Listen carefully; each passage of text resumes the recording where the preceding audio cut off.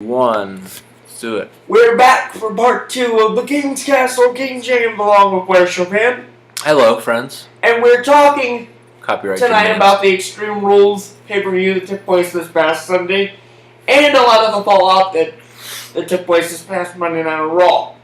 Now, as I mentioned at the end of the last part, we now know that the main event for Money in the Bank will be Roman Reigns versus the returning Seth Rollins for the WWE World title. However, we also need to concentrate on the main stable of that pay-per-view. That being the Money in the Bank ladder match. Now, for those of you that don't know, the Money in the Bank match is basically a ladder match where there's a briefcase suspended above the ring, and inside that briefcase is a contract that guarantees the victor a world title match anytime, any place, anywhere for up to 1 year. Now, based on what we saw this past Monday on Raw, we already know that Cesaro, Dean Ambrose, Kevin Owens, Chris Jericho, and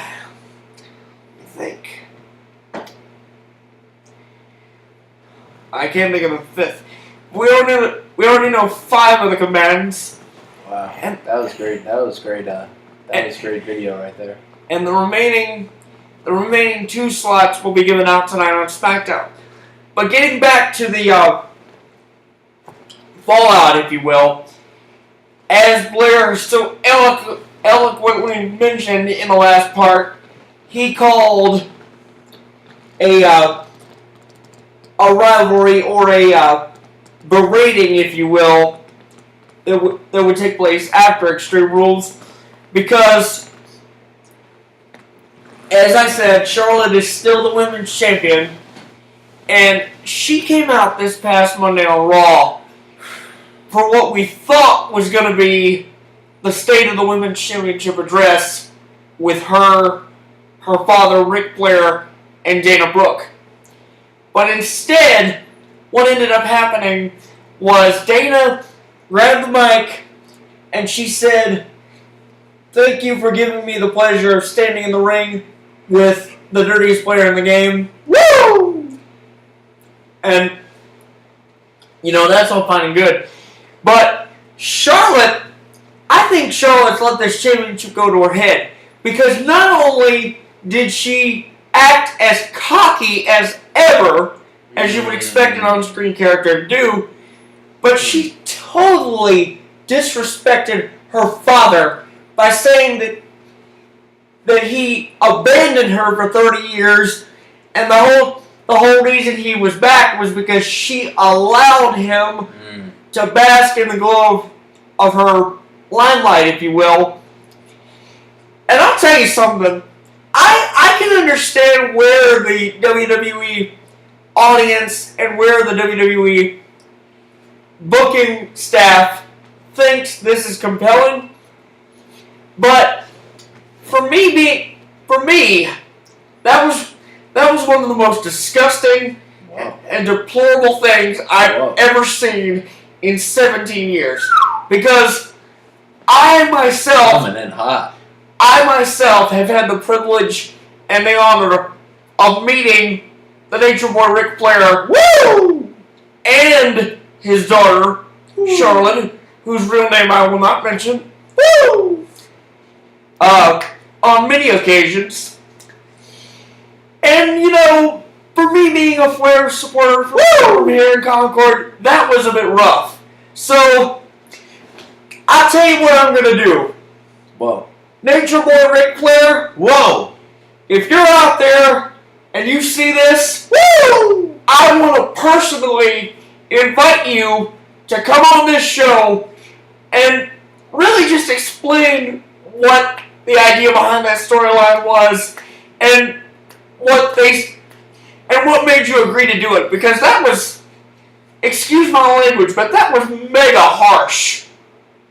God, you said the harsh word. From my perspective. And mega. So, So, Mr. Flair, Tear down this wall. if you'd like to come on this show and explain what they said to convince you to do it, then by all means.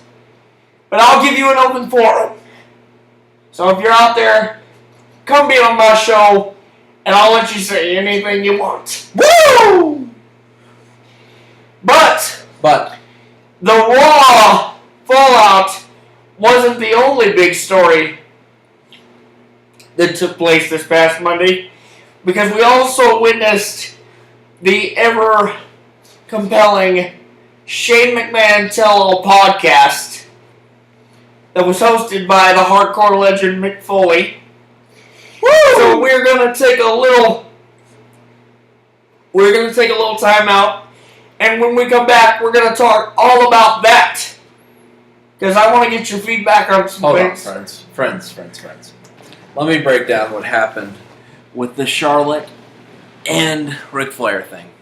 So the WWE, and with Stephanie in this new era, I'm not here. really wants to build up a legitimate. They want the women's wrestling to be less of a gimmick and be more of a legitimate thing. So to do that, they really needed to build up a mega star. The person they wanted to build up was Charlotte, because she had the ties to Ric Flair. And they knew I believe. They knew the fans would always want to see Ric Flair. And so they always brought Ric Flair out there. Charlotte's matches got more attention. Charlotte got more fanfare. And as she improved as a wrestler, and now she's a really, really great wrestler.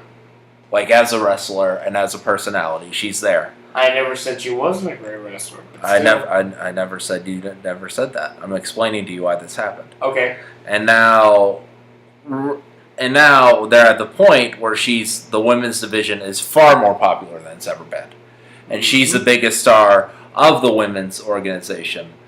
So bringing Flair out there is now, instead of enhancing her, it's more of a distraction from her, and it's kind of delegitimizing what she's doing. So they had to find a way to... Flair did his job in promoting the women's division. He did his job in promoting Charlotte.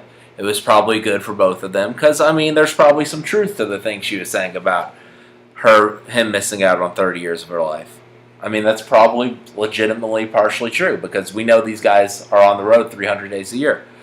But I think it was time for Charlotte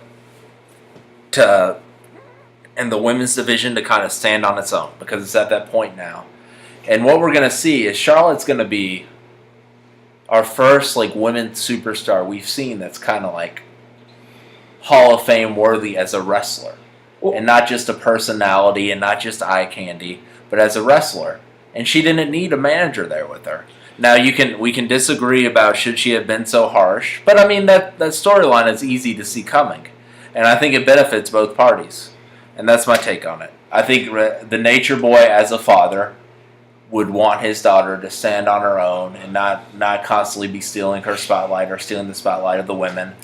And that's why I really think it was the right thing to do. But wait a second, Blair. Here's where I don't think it makes sense. I mean, as I said, I can understand why it's compelling, and I can understand why they wanted him to do that, or they wanted him to let her do that.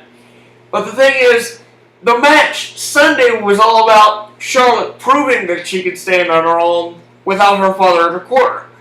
But that, in my opinion, does not make it okay for a daughter to say things like that to her father. I mean, I know it's scripted. It is scripted. But still, it's harsh. It is harsh, but that's wrestling. That's the point, is to magnify the drama.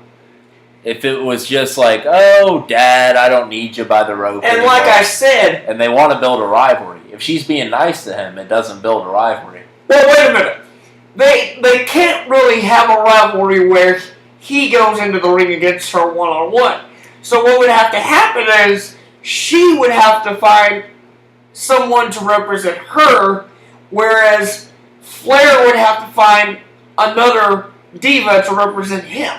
Yeah, and I don't even know if they're going to go through with the rivalry. Like I said, I think it might be that they just want her and they want the women's division to stand on their own 2 feet. Because one of the few things they've done well over the past couple years is really build that women's division. I agree. With all the mistakes they've made, this is it, and this is going to be the biggest star in the maybe WWE history as a female superstar. Well, I don't know how you can go much bigger than Trish Stratus, but Trish Stratus is boobs, and it's the old. This is like those. That was the eye candy bra and panties era, and they were popular. But this is like legitimate wrestlers. Well, it's not just a sex show. It's like a side show. Wait a minute. What makes her a bigger star than, say, someone who's been there for 8 years, like the Bellas? I think I don't think she's at that point now, but I think she's going to have the title for years. And I think, because... Off and on, but not continuously. Yeah. Because they're pushing the women's matches more. They're pushing it, towards to where, we're going to see in one of these pay-per-views, eventually, within the next 5 years. And I'll come back on this podcast and say I called it when it happens. A women's match is going to be a main event. They've done it for Raw. They've done it for NXT. So it's not impossible. In a pay-per-view, it's going to happen. And she's going to be the first the biggest star of the women's era when it was legitimized. See, Trish Stratus and the Bellas have kind of been a part of the new era, but Trish Stratus was part of the era where it was just kind of a sideshow, if you know what I mean. Well, some people... They wouldn't have thrown her in a main event. They can make an argument for that. But makes sense. This is the new era where it's legitimately becoming its own thing. Well, like I said, I want to get more about the backstory from that storyline. So, Ric Flair, if you're out there and you want to explain that on the show, please feel free to come and do that from your perspective. Woo! But like I said, when we come back, we're going to talk a little more about the Shane McMahon Tell All podcast from the WWE Network, so stay right there. That was really good.